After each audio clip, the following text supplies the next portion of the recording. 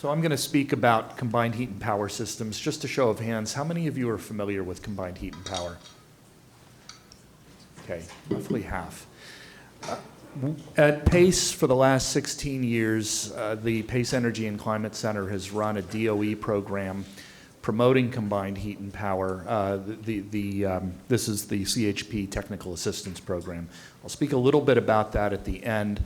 For what the program does is it provides technical assistance at no cost, and that's available to buildings and institutions in the county and in the community. The PACE Center handles New Jersey and New York, where some of the greatest advantages are.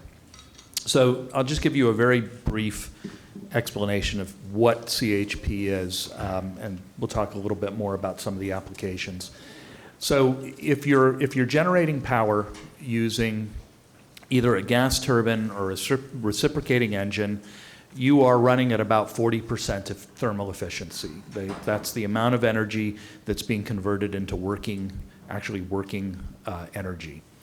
If you are doing that and you're not capturing the heat that's being expelled, you're wasting about 60% of the theoretical potential of that energy. So what combined heat and power does very simply is you capture the heat and you use it either to make steam or to run some other process. In a nutshell, that's it. But what it allows you to do is to move from the 40s in terms of your efficiency up to the mid-70s. And the University of Texas, together with their partner GE, announced that they've achieved 91% efficiency. Now they're using that waste heat for basically industrial purposes. They've got laboratories, and it's basically a 24/7 type operation, so they can take full advantage of that. The specific efficiencies are going to depend upon the application, obviously, and it's going to be very facility intensive. But the potential advantage of this is not only in saving energy, but in saving money. Because if you can avoid, there is a capital cost associated with the combined heat and power installation, but that has a very good, healthy payback. Certainly, it's going to depend on your facility, but think 20 years safely, okay?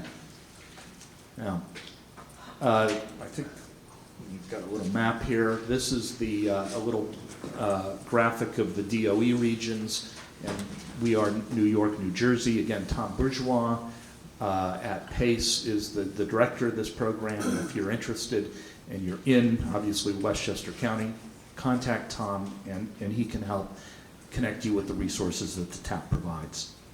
I am going to skip quite a bit of this because we've already covered it. What I want to get to is this. So CHP is, in the basic system, in the way that it's commonly been deployed, it is more typically than not gas-fired. And as I'm sure all of you appreciate right now, the story on gas in New York and in New Jersey is changing. But if you're going to be using gas in any form, then you may as well use it as efficiently as possible. And that's the CHP proposition. The other part of this is that if you're looking for resiliency, if you're looking for a system that can be switched on when your other sources are down, a CHP system that can be sized really as small as a residential house, they have micro systems, all the way up to something like a hospital or a university is possible. And so it provides you with resiliency as well.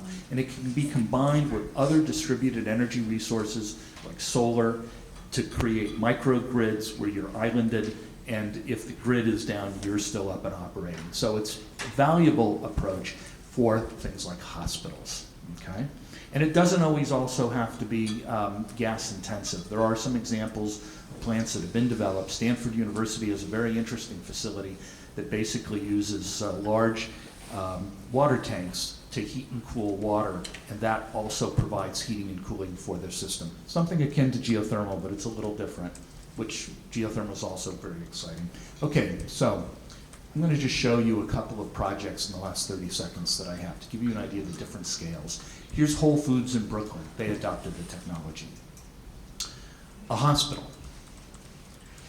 a high-rise in Manhattan, medical center in Albany, and a building, again, in New York City.